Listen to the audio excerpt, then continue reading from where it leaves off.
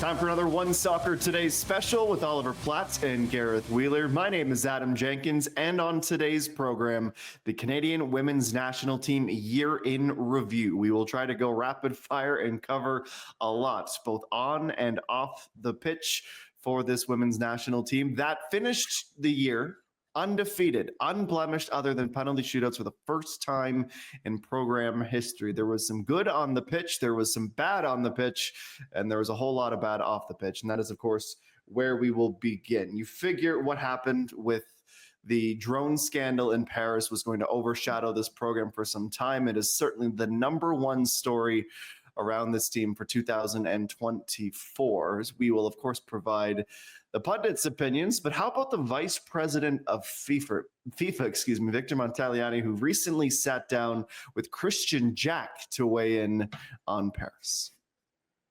Listen, at a personal level, I just think it was stupid. I'm not sure what the hell you would get out of that. And you know what? Listen, it happened. They got caught in Paris. They went to the judicial system of football. Boom, and it happened. Get on with it. Right. And you know what? Get on with it. The players, quite frankly, deserve for the footballing nation, and the nation, just get on with it. The players deserve that. Yeah. You know, the repercussions that happen, it happened, right? You don't need a royal commission every time somebody gets a red card. It happened. It wasn't a good thing. They were penalized for it. I think we need to support this women's national team because they have a tremendous amount of talent. You know, and they got a lot of important matches leading up to the World Cup in 27. In mature footballing nations, there's stuff that always happens, right? Different things. They deal with it and they just get on with it. And I think we're at a point where we need to get on with it. The CONCACAF president and FIFA vice president, Victor Montagliani, with Christian Jack in a World Cup 2026 lead-up event. I think the VP summarized how a lot of people feel about the situation, but I suppose, Oliver Platt, from a macro sense, what is sort of the long-term ramification and takeaway on this program? Is it something that eventually people will forget about and move on, or is it something that might linger around for a while? No, I think eventually people will move on. I hope it's sooner rather than later because I feel my soul leaving my body every time I have to talk about this again. So I'm concurring with Victor in many regards on that front, but I think more of the impact is really going to be in the legacy of certain individuals, right? John Herdman's been caught up in this. Beth Priestman was obviously at the center of it when it happened at the time. Those two individuals have both, one lost their job, one mutually agreed to walk away from the job that they were currently in. And I think it's affected them in the present, but also probably in terms of the way that their time as the two most successful coaches in the history of the national teams will ultimately be viewed. So I think that's where the long-term effects are mostly going to be. And I hope that, in terms of the actual program itself, 2025 can be a bit of a fresh start in moving on from this. Wills. Just reacting to what Victor had to say. Yeah, it was stupid. Have you guys felt in your life just regular, normal people just asking what the hell's going on with these drones? Like, this was a story that transcended Canadian soccer and became a Canadian or international sporting story, really. This was something that perplexed people. Really? Why are they? It was stupid. It was, even if teams, and I'm sure all teams, to Victor's point, are trying to, live in the gray area, try to, pick up any perceived advantage that they can. To do so in a no-flight zone at the Olympic Games is sheer stupidity. And what's snowballed from this, and the reason why it's being dragged out so long, is because there's been investigations, there's been people trying to cover their own ass when it comes to this story. There's become an ending to the story that people weren't quite sure where it was going to go. Now, I think that this is Victor's bigger point about having a royal commission whenever something like this. The government's getting involved, and that's the last thing. It was like the Canada Soccer opened the box to governmental intervention when it came to certain things, and now they've opened the box for this as well. And sometimes you just need to take care of your own business behind the scenes, understanding that not everything within the sporting world is pure or something that we'd agree about.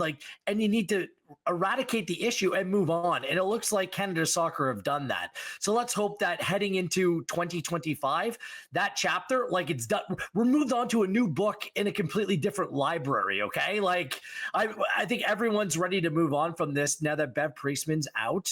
The culprits seemingly have faced some sort of punishment, and whatever other punishment should be held outside of the bounds of governmental intervention when it comes to this.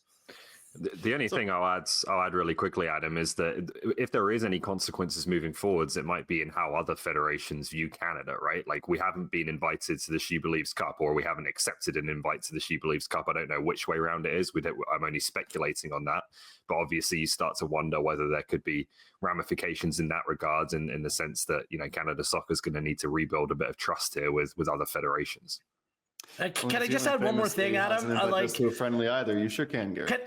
Yeah, because I think there is a silver lining through all of this. And it's that these players who were put into an incredibly difficult situation during the Olympic Games, they came together and won 3 games against difficult opponents in a very difficult time and showed some real leadership in doing that. And this is in the post-Christine Sinclair era, right? Like this is kind of bridging to a new group of leaders, and I think they've emerged. And what I hope comes from this is a tighter, well-led group where the focus is on the field of play, and that's where it stays. And I kind of feel like they've turned the page there in a real positive way, and that shows up in the results and the way that they played with guts, and showed some real fortitude in what they were able to accomplish over the rest of the year. And Gareth, that's a great point, because I think anyone who's followed this team, even a modicum, or even the people who are asking you what the hell's going on with drones in your life, like we all have experienced, was the fact that they were deducted 6 points. There was questions, were they going to get kicked out of the Olympics? Were the defending champs going to be kicked out of the Olympics before a ball was even kicked? It was speculation gone crazy. They get the 6-point deduction. They make it through the group stage, ultimately losing to Germany on penalties being a subplot to this entire 2024 year. But to pick up on what Gareth just said, Oliver, is we saw some people, well, the team was galvanized, there's no doubt about it, but we saw some individuals really emerge. And I think if anyone came out with an even better image or an even greater amount of respect than anyone, it was probably Vanessa Gilles, who will almost certainly win the Canada Women's National Team Player of the Year, just with her performances, the way she composed herself, the emotion with which she spoke and was able to shelf it and perform. I hate to ask if she's the big winner in all of this, but as the dust has settled, Ollie, do you think that Vanessa Gilles really showed what she's made of and will probably be the one that could be the most proud of how they performed at Paris? Yeah, I think she was at the forefront and was the face of what the whole team did, which is what Will said. Like they showed real mental strength to be able to respond to that and get the results they did. Like, I think in particular, the memory that will stick with me will be the France game. You deducted 6 points before that game. You've got very little chance at that point of progressing from the group stage. Your coach has been sent home. You're kind of humiliated, I think, by what's been going on and the way they've been the center of attention for all the wrong reasons, not through fault of their own. And then they're 1-0 down at halftime. And like a lot of teams in that situation would already be mentally on the flight back home. And this team wasn't. And, to beat the hosts on their own turf, one of the best teams on paper in the tournament in the way they did with that last minute goal, was a real special moment for this team that I think people will remember for a long time. Yeah, in a way that it galvanized the country as well. This was the biggest story at the Olympics at that time. And I think that says a lot about this group, is that the country rallied behind them at a time of need when there was still a lot of suspicion. What did the players know? Like what actually went on here? But people backed the players. So I think that speaks volumes. In the end, they just weren't quite good enough to make that Olympic podium dream a reality once again. But I think that they came out of the Olympic Games with a lot of grace from the Canadian public. And I think that's a good thing considering everything that transpired. Well, those Olympics were eventually won by the United States of America. Canada had a couple of infamous run-ins with them this year. And was that the most farcical football match you've ever attended? Yeah, that was something. It shouldn't have been played. And I really tried to like advocate for CONCACAF competitions and the importance of CONCACAF competitions. What I think the Gold Cup can be on the men's and the women's side, I think it's important to this region that they're primary tournaments and that they're taken seriously by the teams, and we continue to grow them to continue to grow the sport in the CONCACAF region. But you can't play if that's going to be the case. You can't play a semi-final in those conditions. Like it just wasn't. It wasn't a football match. It was some kind of slugfest between two teams trying to play through puddles and not able to make a single pass backwards because the ball would just get caught halfway to its destination. The game shouldn't have been played, in my opinion. Canada did a great job to fight through it and very nearly get the result, but it was a disappointing way to see that tournament end when we'd been building up for a couple of weeks waiting for that big match against the US, and it didn't really live up to expectations. Yeah, that's true. But I think in a lot of outdoor sports, we see games like that stick in the memory, good, bad, or indifferent, right? Like it was a memorable outing, probably not a whole lot of fun to play in or watch or commentate at them, but like these are the breaks at times. And we've seen ludicrous things happen in basically all sport. I'm not even justifying it. It's one of those just like, you brush to the side and you move on. The real time to beat the U.S. was at the She Believes Cup. And they just were unable to get that over the line as well. This is also in the pre-Emma Hayes time when the program was a little bit in flux for the U.S. That was one for me that was a real missed opportunity because Emma Hayes takes over, one of the best, if not the best head coach in women's football today. They go and win the Olympics, and it looks like they're not going to skip a beat here going forward. So that was the game that you look back maybe perhaps with a little bit of regret. And more so that you factor in the number of penalty shootouts against big opponents and just how much of a coin flip it can be at times, where obviously there is an incredible amount of skill and preparation that goes into those competitions. But when you think you lose to the Americans twice, you lose to the Germans in the Olympics, it's easy to sort of half joke about Ollie, but I assume whoever takes over this team is going to be maybe spending a bit more time in the shootout training before the next major tournament, because that's sour to go 0-3 on the year. Maybe. I don't think you ever intend to be playing in shootouts, right? Like, of course, there's something you practice at tournaments, but like, I think generally this was a good stretch for Canada. Like the Brazil semi-final in the She Believes Cup, I think they're a bit fortunate to get through that one. Priestman changed some stuff tactically that didn't really work in the first half. But other than that, like they competed with some good teams, and particularly in the two US games, went toe to toe with them as much as they could in that first one, and then in the second one at the She Believes Cup. So this for me was like a promising stage of, okay, Canada's certainly still a difficult team to beat going into the Olympics. Well, I don't disagree with Oliver Platt. He's clearly more of a glass half full type of guy when it comes to that, because for me, you get that close to the Americans in their state of flux, as Gareth rightfully alludes to. And then you wonder, when is the next time they're going to get back to that level with the U.S., to have that opportunity in a tournament to nip them at the post. But you think that they're going to have to obviously A, try, but B, this Emma Hayes group looks like it's going to be another 3-4 years of dominance by the Stars and Stripes. They're that good, in my opinion, Gareth. Do you think that gap was closing and now has widened again, or where do you put Canada in terms of their pursuit of besting their southern neighbors? Well, I think we're in a completely different phase right now because we don't know who's going to take Canada going forward. That's why they need to get their coaching appointment right, because the U.S. are going one direction under Emma Hayes, and a wealth of really good young players and all kinds of resources and backing to help take that program forward. So this is what makes the Canada head coaching hire so important. So Adam, I don't mean to avoid the question. It's very difficult to tell right now. That's why, again, last spring, that was the time to beat the U.S. and really make that the storyline going forward. Instead, Dronegate, Priestman out, U.S. kicks on, wins the Olympics. We're in a much different place right now. Ollie, it's 1-2 in CONCACAF, but is it a pretty wide gap for you? Well, it is and it isn't. Like the gap in some ways is absolutely enormous. Like it's a much bigger country. They have the best league in the world. They have an incredibly deep player pool with some of the best, at the top of that player pool, some of the absolute best talent in the world. They've got probably the best manager in the women's game now in Emma Hayes. They're better resourced than us. Like I can go on and on, right? Like they're I'm waiting for the gaps but. on a number of different climate, levels. Climate, facilities, stadiums, everything.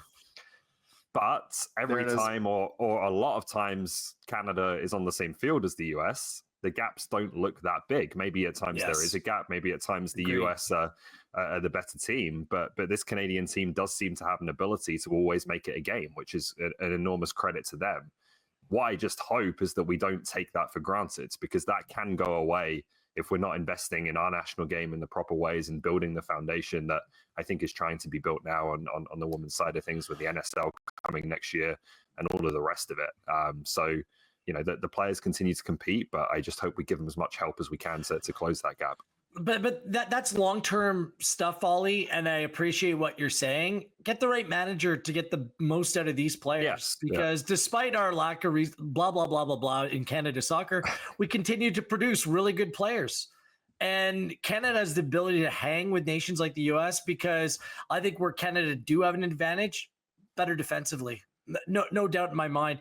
Over the course of 17 games they played in 2024, they only conceded 11 goals. Like, against some top teams as well. It's not just the El Salvadors or the Icelands of the world that they play. They played some good teams over the course of the summer. So that goals against record is exceptional, and that's going to continue to be the foundation of this team. But it's finding a better way to consistently attack, and that's something that the previous manager could not figure out. And adapting or evolving the style of football from an attacking perspective, that's going to be paramount for whoever comes in. Well, they may have the stadiums, they may have the coach, they may have the money from corporate America for now. But one thing Canada does have is Atlanta, Georgia's Simi Awujo, who has decided to represent Canada, the dual citizen. And this year, after sort of being bedded in late in 2023, she not only found her feet, but really started to take over in midfield in certain situations, and has clearly grown in confidence since joining Jade Revere at Manchester United. This is a player with a high ceiling. And Ollie, it seems like she really put that statement out against Iceland and against Korea Republic at the end of the year, showing what this Canadian midfield could look like with her involved in it, one of our brightest young stars in this footballing country. Yeah, I think she probably still gets underrated a little bit in terms of how important she's going to be in the coming years, because there's a lot of focus on how good Jade Rose has been. There's a lot of focus on Olivia Smith playing in the position, you know, up front where she's involved in goals and assists. But Simi Awujo is I think right in that category in terms of important players for Canada going forwards. I think she's a midfielder who can do just about everything. She covers a lot of ground. She plays with intelligence, I think, beyond her years. She's technically good. She's been a real gift, I think, to have been able to bring into this program and get committed to Canada. And I think her and Jessie Fleming are going to be the foundation of that midfield for a long time. Wills? Don't have much to add between Awujo, Olivia Smith. I mean, these are two young players that provide something maybe a little bit different than the previous generation of Canadian players did. And certainly when this team had Christine Sinclair in her prime, they got to lean on a superstar, one of the best, if not the best in the game at that time. Now you need to do things a little bit more from a collective. Like, I'm not sure if either player is a quote unquote superstar, certainly not of the ilk of Christine Sinclair, but you need to build out your team a different way. And I think the style of football that both players play are conducive to a better output from a collective rather than a certain group of individuals. If you've been watching One Soccer Today over the past few weeks, you will have noticed a raging debate about the best U25 Canadian player for Canada. It was raging leading up to the Icelandic and Korean friendlies, and there were two different tracks. Jordan Wilson and Oliver Platt were team defender. Jade Rose is unstoppable. She is the player of the next generation. But Gareth Wheeler, you were steadfast in your belief that there was only one answer, and that was the player who was going to address a hole in this team that has sometimes felt like a canyon, and that is attacking offensive goal scorer Olivia Smith. You brushed the topic when you were mentioning the future for Simi Awujo and her fellow young cohort on this team. But how about Olivia Smith? Her incredible year going to Liverpool from after her success at Sporting, and then those last two matches of 2024, she really showed what type of player, how confident she can be, and how important that will be to whatever the next generation of this Canadian women's national team is. She's the future. That's the bottom line. And based upon that debate, it was who might be the most important young player moving forward for Canada. Look, Canada's had excellent defenders as long as I can remember. What they've lacked is players like this, dynamic in attack. And this is attackers in the world of football. They're going to get the acclaim. They're the most important players on the field because you simply need to score goals. I think based upon the games that you've done, Adam, you haven't called anywhere near enough Canada goals against top competition. And that's something that hopefully Olivia Smith would be able to bring to the table. She's an exciting player. When I'm watching Sky Sports in the UK, her name's all over it. Like, she's well known, and now she's becoming much more accomplished just in terms of her trade. And I think 2025 will be the year that she really, truly arrives as a mainstay in the Canadian women's national team starting 11. Oliver Platt to add. Yeah, another player with a massive future. And I think, one thing I do hope, and we'll get on to what's to come next year and a new coach, but I think we have to look at the attack and the in-possession game in general with a completely blank slate. Like, I don't think anything should be taken for granted at this point. And certainly Olivia Smith is top of the list of players who are making a claim to be at the center of that going forwards. Like the goal we just saw in the last game against South Korea that she scored, that's one of those goals where you look at and you're like, okay, I'm not sure how many players on this team would have taken that goal the way she did right there. So massive prospects and a big part going forwards, obviously. Well, and if we're going to look back on the year, just in terms of where there might be some regret, how is Olivia Smith not involved with the Olympic program at that time? That's a miss for me. As well was the fact that Bev Priestman just couldn't figure out which players to start, which players to come off the bench in attacking areas as well. But the fact that Smith wasn't involved, like, this is the one thing with the program that needs to change moving forward. Like, these old alliances or allegiances to, certain players for whatever reason, that needs to go away. So hopefully whoever comes in has a little bit more of a blank slate, because not having Olivia Smith in some of those crucial moments, that's the difference between victory and defeat sometimes right there. So I'm not saying if she was part of the team that they would have absolutely got past Germany and gone on and medaled once again, but certainly that was one that was a head scratcher at a time, and maybe one of the liabilities of the previous regime that was in charge of this team. Yeah, there are some staunch supporters in pubs, on social media, in group chats who were absolutely aghast by the exclusion of Olivia Smith and Mimi Alidou, who very much enjoyed the revenge tour of sorts to end the year, and sort of a look what you could have had and look what Canada will have going forward. Now, going forward is an interesting path. It's an interesting journey for this national team, because despite the president of CONCACAF saying there's a lot of big games leading up to the W Championship and the World Cup, he might have forgot that 2025 is a year, because it is a year, and Canada will have to get creative with their scheduling. This is their upcoming windows and tournaments. 2025, it's not to say that there won't be matches you're going to want to see, but when you start to think about the facts, as we touched on earlier, no invites or no acceptance to the She Believes Cup, nothing about the Arnold Clark Cup as of yet. It feels like it's been years since the Algarve Cup.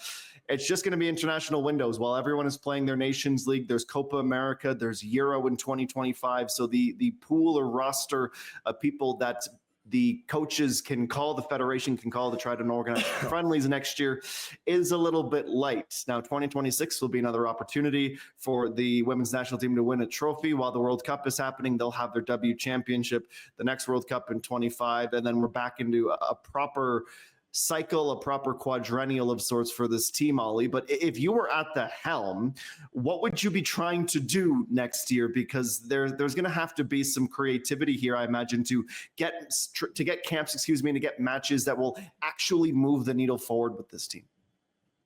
well, I'd ban the use of the word quadrennial, first of all, because I want the World Cup should be the focus on that calendar for me. So that's 2027. That I think is what we should be working towards above all else. But it feels like the team is in a similar kind of situation to what the men were in a year ago, right? Like where John Herdman had left that program and there was a little bit of drift going on. And I think the women are in a similar place now. So that undoubtedly is the biggest thing coming into 2025 is finding the new head coach, finding someone who can revitalize this program and bring some new energy and some new ideas into it. The big difference, obviously, between the men and the women is that Jesse Marsh was thrust into 2 friendlies against 2 of the best teams in the world and then a Copa America. And that's not going to be the case for the women's national team. So there are some advantages to that in terms of maybe being more time to really build and bring in some different players and experiment.